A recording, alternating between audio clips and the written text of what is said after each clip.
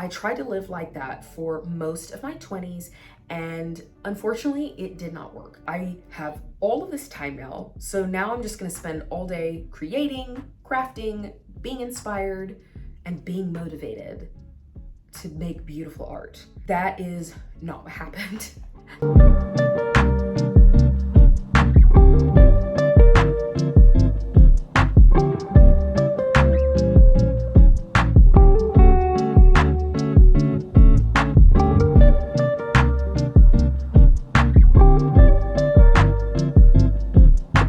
Hello friends, welcome back to the channel. I'm so excited that you are here. I am sorry that it's been a while.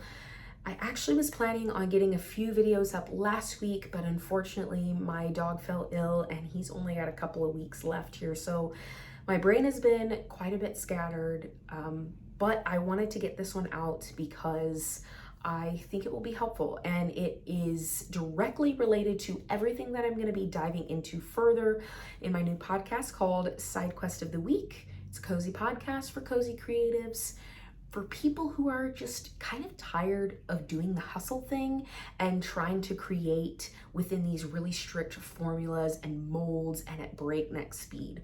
All right, this is a podcast that will have really short episodes, very actionable steps in each episode that will help you level up your creativity. With that said, let's go ahead and dive into today's video, which is called From Chaos to Calm: How Structure Saved My Art. Now, if you're anything like me, you might consider yourself a multi-passionate. Now, if you don't know what that means, there are some other words or names for it that might resonate better with you. Jack or Jill of all trades, Renaissance people, multidisciplinary. If any of those names kind of resonate with you, then you probably fall solidly in the way that I think as a creative as well. Basically, we can't niche down. We can't pick one thing. We like to do it all. Sometimes that means we're doing multiple things at one time. Sometimes it just means we're cycling through projects in different seasons. Regardless, we thrive when we have kind of the world open to us, all of our artistic mediums ready to be used and jumped into. If that is you, this particular video is definitely for you. Here's the thing, I really never planned on being the villain in my own story, but I would say that most of my 20s, I spent a lot of time working against myself when it came to my creative projects and my creative passions. I wish I knew then what I know now, and that is why I create a lot of the resources and videos and podcasts that I do now, because I hope that it will reach you sooner than it reached me. Here's the thing, my 20s were really difficult, and anybody who says that your 20s are supposed to be the time when you thrive are either lying or they're really wealthy, because let me tell you, my 20s were very difficult. I think they would have been difficult no matter what, even if I had this information. However, I think that my creativity suffered more than it needed to. And if I knew what I know now, I think I would have thrived a little bit more within my creative process. If you're anything like me, then you've probably gone through this season before, or you've gone through this mindset, or maybe this is the mindset you have now.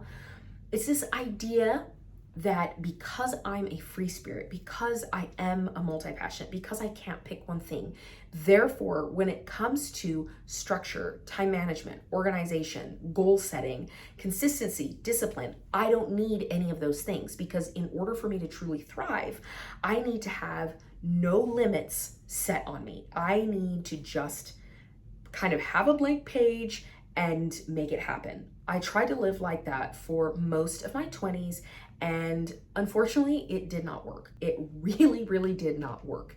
In the end, I ended up creating walls for myself.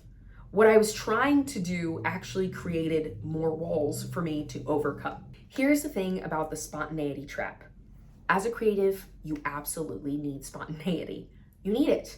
You absolutely need space. You absolutely need the freedom to create, and you need to move away from that hustle or these very rigid formulas, right? However, spontaneity without any sort of structure whatsoever generally, more often than not, will not produce the results you are going for.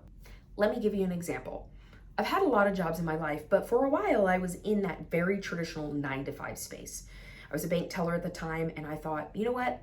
I want to be a full-time photographer. At the time, I was photographing weddings and senior portraits and things like that, and everybody was getting into the game, and I thought, you know what? I'm good at this. I can certainly do this. So I quit my 9 to 5 and I decided to do it full-time. And needless to say, that lasted between 6 and 8 months before I realized this is not going to work. This is not going to work for a lot of different reasons. I don't regret making that decision to move from a 9 to 5 to full-time artist. However, I didn't have any structure in place whatsoever. I thought that simply by having the passion and having the desire and having the excitement, all of the business would just come to me. Everything would just land in my lap, and I knew I had to work hard. It wasn't that I wasn't working hard. However, I just thought inspiration and motivation would just be there simply because I decided I'm going to be a full-time artist. I have all of this time now, so now I'm just going to spend all day creating, crafting, being inspired, and being motivated to make beautiful art. That is not what happened. That's not what happened. I burned out very quickly. I felt completely overwhelmed because I had no parameters whatsoever. I didn't know where to start. Very quickly, I realized that being a full-time photographer was not really what I wanted. I enjoyed those skills. I am glad I learned them. It was a great experience. However, that was not where I was supposed to be. Fast forward now, I am almost 35. I'll be 35 this year, and I work a full-time job. It is remote, but it does have kind of those traditional 9 to 5 hours. I get up really early to work out at the gym. Then I have a lot of other commitments on my time. So truly, I have between 3 to 5 hours a day for creative work, for my creative projects and passions, okay? And sometimes I don't even get 3 to 5 hours in if something takes longer than I expect, if I have a lot of work at my job. Yet, I have created much more than I ever have.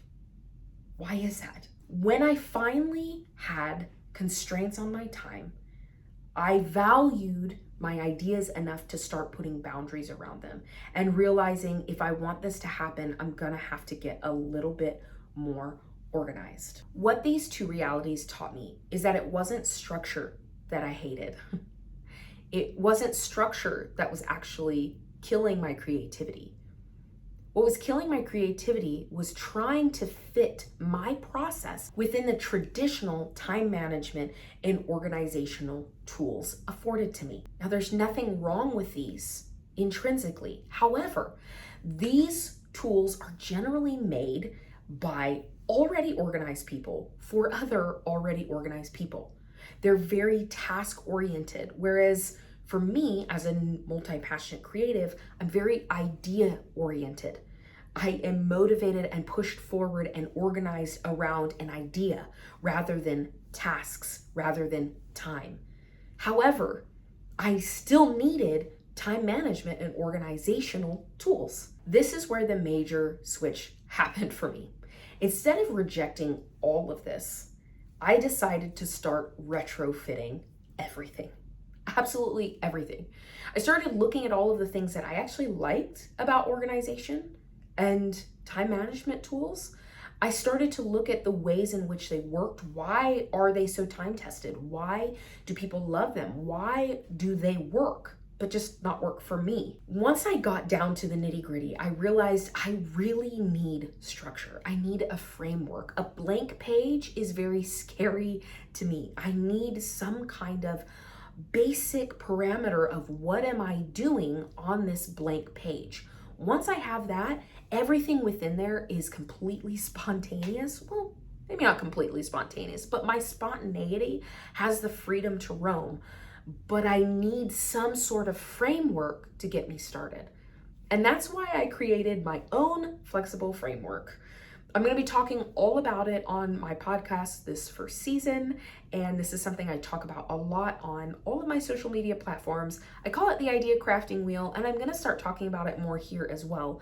But my point in this video is that if you are struggling, if you are discouraged as a creative and you feel like I have all of these ideas and I'm stuck in this constant cycle of start, stop, start, stop, start, burn out, start, get bored, start, oh my gosh, this is now a burden, I don't like it anymore. If that is you, you might be doing one of two things. The first is you might be trying to fit yourself within these traditional time management and organizational tools that really are not meant for people who think and work like you. Or two, you're falling prey to what I fell prey to, is not having any sort of system, any sort of framework, any sort of consistency or discipline whatsoever. Here is the encouraging part of this story. I didn't go back to these rigid formulas. I didn't go back to this plug and play automation. What I did was use the best parts of this and create a flexible framework, something that is going to keep me hemmed in and encouraged, that's going to generate some natural motivation as we move forward, celebrate small wins, take small steps, go at a pace that isn't going to completely break us, calculate our actual current carrying capacity instead of trying to redline it for so long. That is what I was seeking all that time in all of these tools. I just didn't realize it existed over here. I didn't realize that there was this whole other existence for people who thought and worked like me creatively. Never did I think that I would have my own personal renaissance by simply embracing structure. Structure was the thing that scared me, and I thought, I don't want that. That's going to kill my creativity. That's gonna make me feel like a caged bird. However, when I embraced structure and I fused it with my spontaneity, the two of those together make a very, very powerful duo, okay? Structure is not the enemy of creativity. Structure is actually creativity's strongest ally. Well, fellow adventurer, if that's you, then you have stumbled into the right place. On my podcast, Side Quest of the Week, we are gonna spend the whole first season on this concept, how to integrate some really great structure into your creative process, to make it a flexible framework, to make it to where you can retrofit anything that works for you around your personal needs. We're gonna spend the whole first season talking about idea management. How do we value your ideas enough to take them from just a thought into action? So that's on the podcast. I also have a blog that I'm starting to update again. I have a longer, in-depth article, blog, journal thing about this, and I will link it down in the description if you are wanting to read a little bit deeper about my story from kind of this absolute chaos to calm. Now, I'm not saying I'm super ultra organized, but I do create with peace and I do create with intention now. I'm also over on Instagram. There you'll find some kind of like quick wins and cheat codes, if you will, just really quick things that will help you get some mindset shifts if you need to be uplifted and encouraged in your creativity. And it's just a lot of random organized-ish chaos about my life and what I personally am working on, because I have a ton of different things going on right now, and so you can see how I juggle them all. I've also got a Patreon. This is a place where you can personally support some of the different things I'm working on. I am working on a duology fantasy novel, however you want to call that. I am working on music that is going to go with that. I am, oh gosh, what else am I doing?